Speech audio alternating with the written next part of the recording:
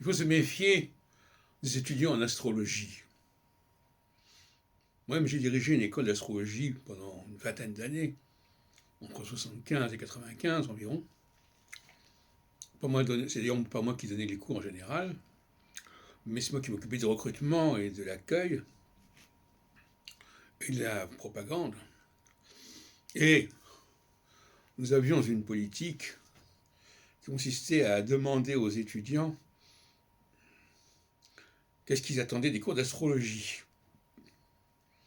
Et la plupart d'entre eux ne voulaient pas devenir astrologues.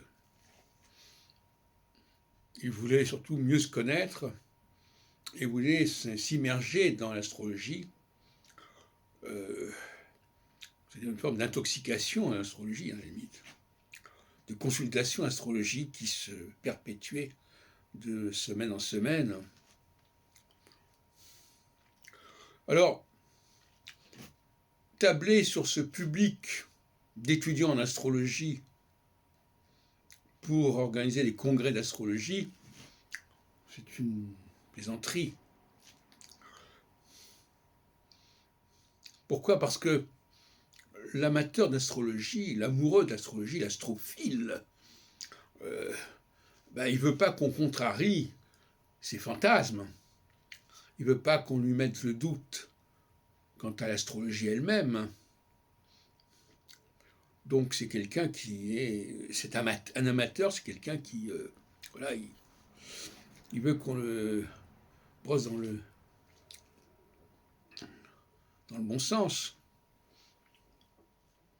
Et c'est ce que disait Brahi, justement, dans un article que je vous ai lu l'autre jour. C'est bien de se retrouver entre astrologues qui peuvent discuter entre eux de l'astrologie et qui n'ont pas des gens comme ça qui veulent qu'on leur raconte la même histoire sur l'astrologie et qu'on touche pas à mon astrologie, allez, transmets-moi ton astrologie, transmets-moi cette astrologie. Comme ils vont apprendre l'astrologie comme ils apprendraient l'anglais. C'est-à-dire, voilà, il y a un code, il y a une grammaire, voilà, il faut savoir utiliser cette grammaire et lire le thème astral comme on lirait un roman, à la limite. Un roman d'aventure, un conte de fées, ou un roman policier. Donc, cette prise de pouvoir à partir des années 90 par les profs d'astrologie que jusqu'à présent on avait contenu, n'est-ce pas, d'où l'existence dans mon système associatif de la Faculté libre d'astrologie de Paris, qui n'était pas du tout en prise avec le colloque d'astrologie. C'était deux milieux totalement différents, que je contrôlais tous les deux d'ailleurs, avec des profs d'astrologie qui n'étaient pas du tout des chercheurs, et d'ailleurs on n'invitait pas les profs d'astrologie à donner des communications dans les congrès. C'était deux mondes complètement différents. Et grâce à M. Lenoble, notamment, on a fait la synthèse entre ces deux milieux. Les profs d'astrologie sont devenus des orateurs dans les congrès d'astrologie. Le public, au lieu d'être constitué d'astrologues, c'est devenu surtout des étudiants en astrologie. Et ça a été le miracle, pendant une quinzaine d'années, entre 1990 et 2003-2004, de ces congrès, entre guillemets, d'astrologie, de la Porte-Maillot notamment, et qui n'étaient que des farces par rapport aux congrès qui avaient existé jusqu'à présent. Quand on compare les congrès entre 1937 et 1977, 90, et les congrès qui se sont tenus pendant les 30 années qui ont suivi, ça n'a rien à voir, ça n'a plus rien à voir.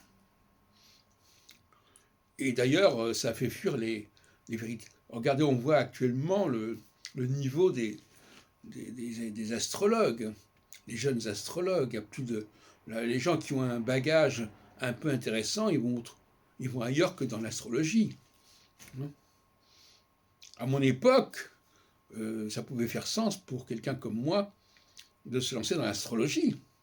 Dans les années 60-70, il y avait quand même du répondant. Parce qu'il y avait aussi les séances du CIA, du Centre national d'astrologie, qui rassemblaient essentiellement des spécialistes, des professionnels, des gens qui étaient vraiment impliqués dans la recherche, et pas des gens qui voulaient qu'on les gave avec de l'astrologie toute faite et qu'il suffisait plus d'apprendre, qu'il n'y avait plus qu'à l'apprendre. Voilà donc la triste situation. 30 ans, on peut dire, pour simplifier ça, entre 90 et 2020, une longue décadence de l'astrologie, si on peut dire, et puis entre 60 et 90, un âge d'or de l'astrologie. Voilà comment je vois les choses.